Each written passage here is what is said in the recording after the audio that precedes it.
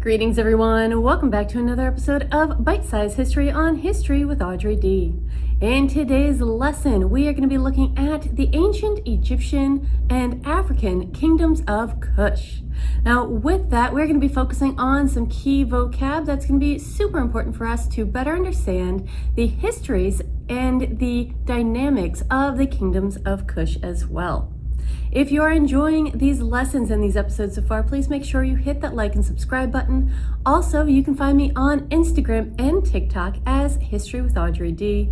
And if you choose to support the channel, you can find me on Patreon as History with Audrey D as well. Let's go ahead and get into our lesson on the ancient African kingdoms of Kush.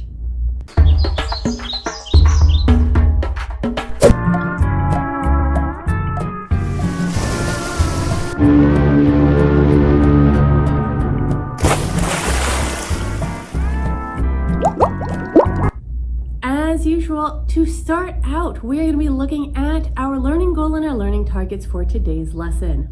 Now with that, we are again looking at Standard 2, which is to describe the emergence of early civilizations. Our learning goal for today is going to be describe the rise and fall of the ancient East African kingdoms of Kush. And our learning target is define traditional economy, merchant class, and trade. In order to better understand the histories and the key concepts for our ancient kingdoms of Kush, we also need to understand some places and key terms first. The terms and places we'll be focusing on today include Kush, Nubians, savannas, textile, karma, iron, Meroe, traditional economy, merchant class, scarcity, trading partners, and trade. First up, we need to take a look at what Kush was as an empire. Now, Kush was an independent kingdom created by the Nubians around 850 BCE. Nubians are a group of people still in existence today. They live in northern Sudan and southern Egypt. They originally lived in the central Nile Valley, which was home to savannas. Savannas, our next term, are grassy plains such as this one. African savannas have grasses that are heat and drought tolerant. They were and are still used by cattle herders. The plains or savannas of Kush stretch across Africa, south of the Sahara Desert. Next up, let's take a look at karma. Now, karma, as you can see, is spelled differently than it is pronounced. Now, karma is the kingdom that was formed through Nubian conquests of weaker villages. The Nubians of Karma were incredibly wealthy due to gold mines and agriculture. Iron is another term important to know when discussing Kush. Iron is a strong metal that is hard, magnetic, and silvery gray in color. This element was found in large amounts in Meroe and was part of what made them successful with defending themselves and was a major export for the kingdoms of Kush. Meroe was a city that became the capital of Kush around 540 BCE. It was located near one of the cataracts on the Nile River. Next up, let's go ahead and take a look at the economies and more specifically what a traditional economy is. Now, a traditional economy is a system based on customs, history, and traditions that shape the products and services produced as well as the way they are distributed.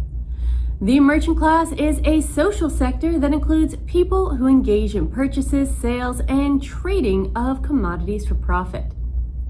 We will be going into more detail about the rise and fall of the merchant class and the kingdoms of Kush in another episode.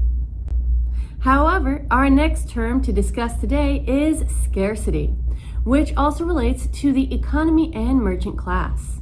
Scarcity is the state of being short in supply or having a shortage of a good. We'll also be learning about the trading partners of those Nubian kingdoms of Kush. Now, a trading partner is a region or country that another region or country buys goods from or sells goods to.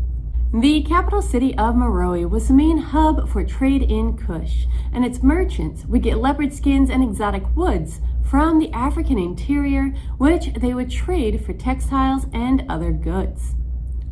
Textiles are types of cloth or woven fabric. Let's take a look at just a few examples of traditional and modern textiles.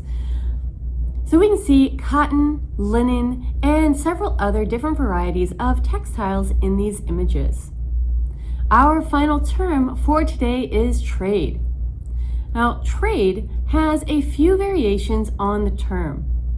First, we have it as the business or work that a person does on a regular basis, such as being a merchant.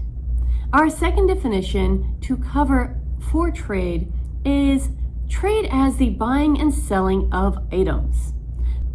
This is still common practice in our everyday lives today. And that wraps it up for today's lesson on the vocab and key places to know for the ancient African kingdoms of Kush. I hope you enjoyed this lesson, and if you did, you're hitting that like and subscribe button and that little notification bell so you get notified every time I put out a new video.